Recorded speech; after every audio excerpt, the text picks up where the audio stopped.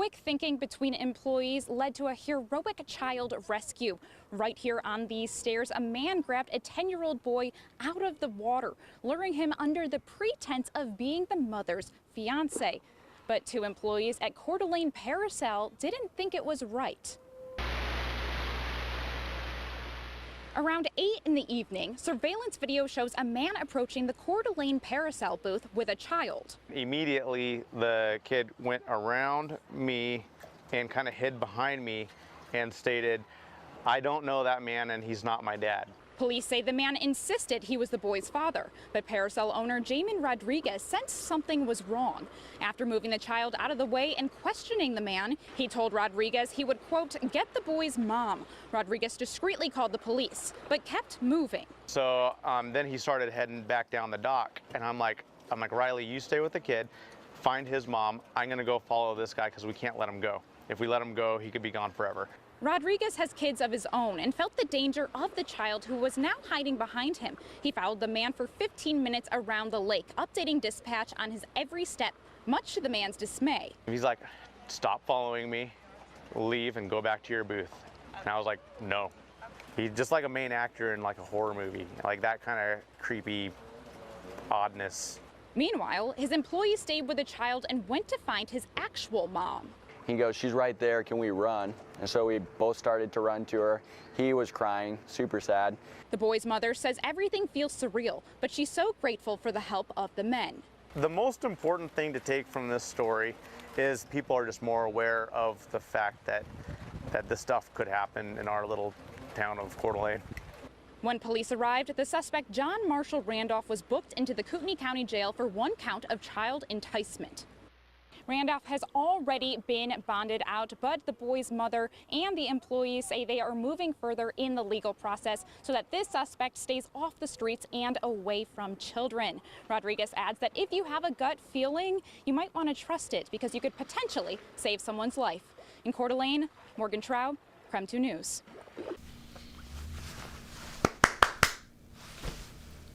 Shout out to the employees who did the quick thinking and handled it, including following the guy and getting the police to actually arrest him so they wouldn't be able to get away.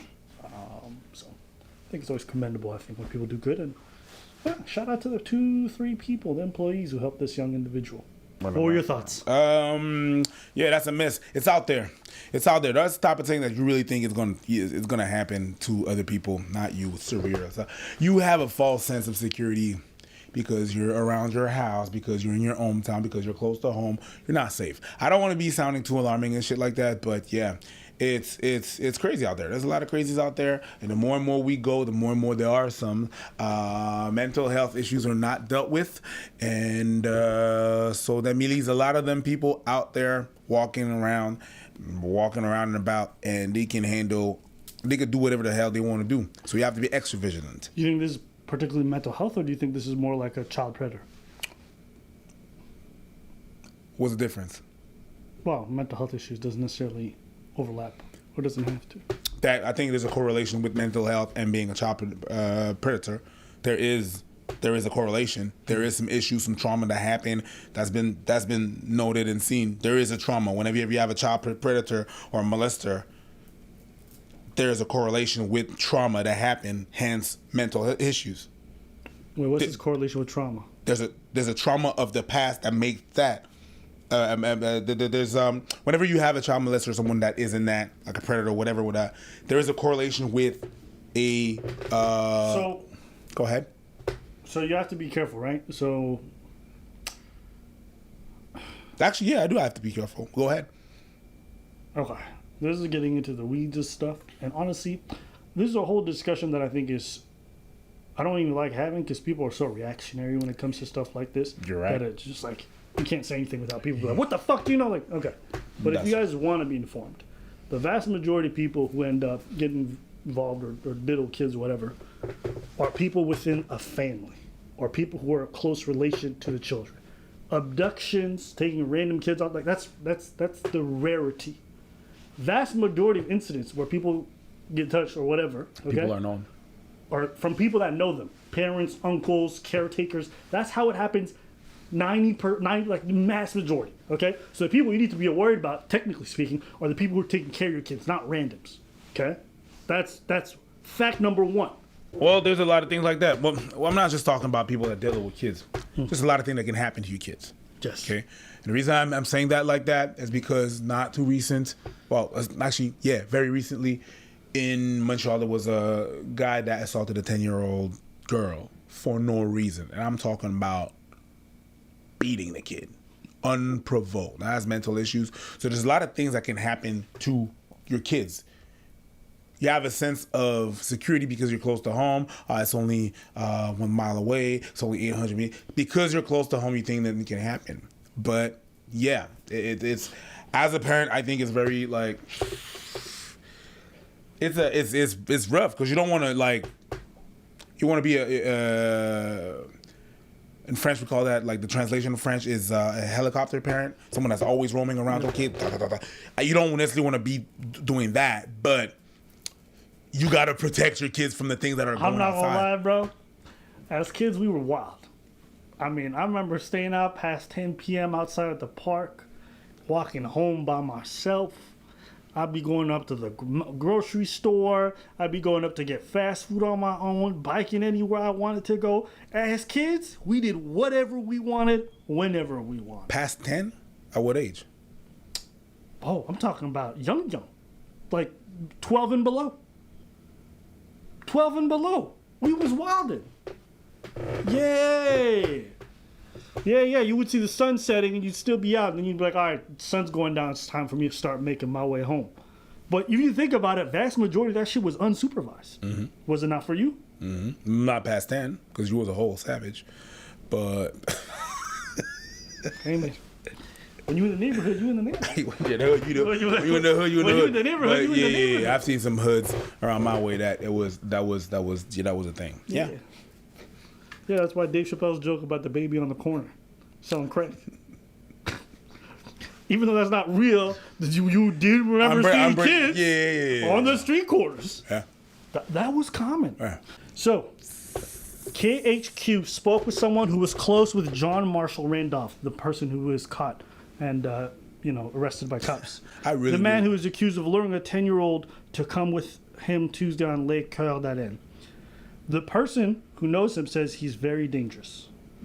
This person who asks us to conceal her identity has known Randolph for years. She told us over the years Randolph has threatened her family, and said she feels unsafe around him. He's a ticking time bomb, and you don't know when he's going to relapse. She said Randolph's mental state has been deteriorating, but when he takes his medication, he's able to hold it together. When he's on his medication, he's still a little off, but he's able to function. But when he's off his medication, he escalates stuff and thinks people are after him. Court documents filed in 2020 show Randolph had a concussion in late February of 2018, and that's when those close to him saw a change in behavior. Documents said that he started to believe he was a soldier of God. When the pandemic began, documents said that really affected his mental illness. He thought that April 5th was going to be the end of the times, that the world was coming to an end. Whoa, this is crazy. She says that she asked police to visit their home to check on John after receiving a series of disturbing texts. They said they found him with a gas mask on and his gun in his lap. I felt like if I was there, he would have locked me up like a hostage situation where he thought it was dangerous out in the world. Huh. So this takes a different turn. So now, I mean, listen, it's no safer for the child, but it's what you said. It's what you said. I see it in the streets, even before the pandemic. Yeah. Working outside, being a bouncer, you just in the street, you see it, people. and you're just like, every year you see more and more of them. Yeah. Faces that don't recognize, faces that disappear, faces that don't make it. Yeah. I talk to these people too. I talk to homeless motherfuckers too. You can tell me who they lost. Have an interesting conversation with them. Yeah, you take some and you leave some. But it's not good and not taken care of. Whenever there's a city that says that they have a problem, like Montreal, where we at right now, they say that they have a homeless people problem. The problem is not that they're there and they want to cater to them. The problem is that they're there. And their solution is just to get rid of them. Get rid of them. Every time we have the Grand Prix here, which is the Formula One, whatever, the police, they take them in. so that the tourists don't see them. Yeah. They hide the issues. They hide the problems. It's like when you invite all your family members over and you tell your sibling to go in the room and lock the door. Yeah. Except no, you put them in the room and you lock the door on Yeah. them. Then you soundproof the bitch and be like, shh. Put a little towel in the bottom. Yeah. but that's the thing. That's the thing. So there's more and more of that. And people, because they're not necessarily inherently bad people, but because mentality is deteriorating. And I got people in the health system and in the mental health system. It's not good. Less and less resources. Here's the interesting thing, and I want to raise this to also the audience. We have this perception that was more dangerous to us because of the fact that we were out all the time. These kids are accessible to everybody because of online social media. So even though they don't leave their house, It's still accessible. the outside still comes to them. Yeah. So I wonder which one's more dangerous. You think so? Yeah. Really? You have to go outside. Well, we were all outside. Period. But now you have the outside. You were, at least when you were going inside, you were going inside, and that was that. Okay. Now you outside, and the outside of outside can still reach you. Meaning outside of your country, outside of your city, can still reach you with your phone and stuff like that. Plus the outside. That's just added outsides. I know it don't really make sense, but you understand what I'm saying. I get what you're saying. There's a lot of parameters. So yes, I believe that today. Yeah, I said parameters again. Okay. Today's more. Today's worse. Cause there's more of that. I already know the audience is going to agree with you. Okay.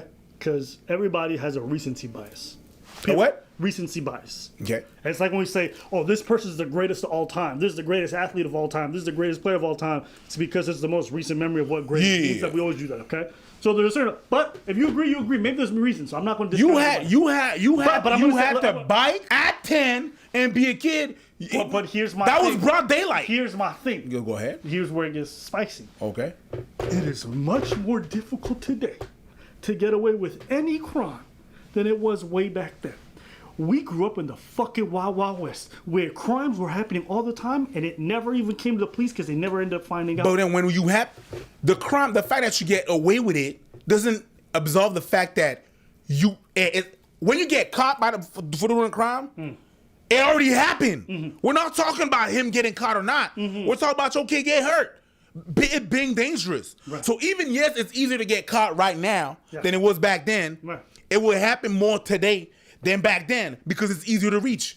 Yeah, motherfuckers are gonna get caught. Motherfuckers are gonna get caught. The ones that we know of. Right now? Right now, motherfuckers are gonna get caught. Right now, period, it's harder to get away with a lot of crime. Yeah, I know, but the crime is done. I get you that the crime is done, but as a result, if I'm pretty sure this has been true over the last while, but if I looked at statistics of crime, they're all way down compared to when we were growing up and before us. I wouldn't know. If you're telling me that, it's because you have the facts. Well, I mean, be it violent crime, be it a whole bunch of other stuff. Well, it's on the rise right now. Huh? It is on the rise right It's now. on the rise right now with the pandemic. That's literally been the last 2 years. Before that, it wasn't the case. Obviously, with the global pandemic, everything kind of shifted after that. But before that... Everybody was inside and there's more crime. That's crazy. Well, not necessarily, because crime is more so linked to poverty and opportunity. Obviously, with inflation, rent being higher, homelessness rising, everything becoming more expensive. That's when you see it literally tracks with poverty and those things track. And so my question is, people talk about like, oh, things were safer back when I was growing up. I'm like, were they safer or did they just feel safer? And because you didn't have access to information, you weren't aware of the fact that crime was happening everywhere in smaller communities or other communities. You just weren't being fed that information. Right? So me, I question this perception that things are more dangerous now than they were before. So you think it was safer? It's safer now? What era are we comparing? Give me years. Whenever the fuck you were 12. It was like what, 2001, 2? Yeah, I'd say it was safer now. I feel safer today than I did back then. Yeah. I feel way safer today than I did back then. Yep. Okay. What about you? I don't even know. I mean, bruh. Now that you say it. Remember you going out at that time and niggas is getting stabbed and beaten out and stomped out? These motherfuckers don't do that shit. They do that in broad daylight now. What you mean? If we talk about this city. What do you mean? I can only compare about this city. Okay. Motherfuckers was shooting when I was going out. Just in the clubs. Right. In the clubs. Bang, bang. They doing that in broad daylight here now. Can I ask you, isn't this a recent development of the last 2 years? Absolutely. Okay, so let's take just before the pandemic, because I feel like the pandemic is a big event that kind of changed the world. Yeah. Okay, so we're gonna take that aside. Yeah, if we take that aside, yes. You would agree. Yeah. Okay, I'm not crazy when I was thinking about the time period. I'm like, bro. You're crazy, but not for that reason. Okay. I appreciate that. I am a little cuckoo. Yeah, you're crazy, I be but talking to not myself not because of that. But yeah. Yeah. Yeah. Yeah. Yeah. So, second part of this story, I know we went on a little tangent, and We'll have that. I like talking about we'll that. have that conversation on the other's channel. Let's have that conversation. We can talk about crime sometime. Yeah. If you guys want, we got a podcast channel you can check out Abba called versus Abba Preach. versus Preach. So go check that out on YouTube. You get full-length podcast episodes there for you to check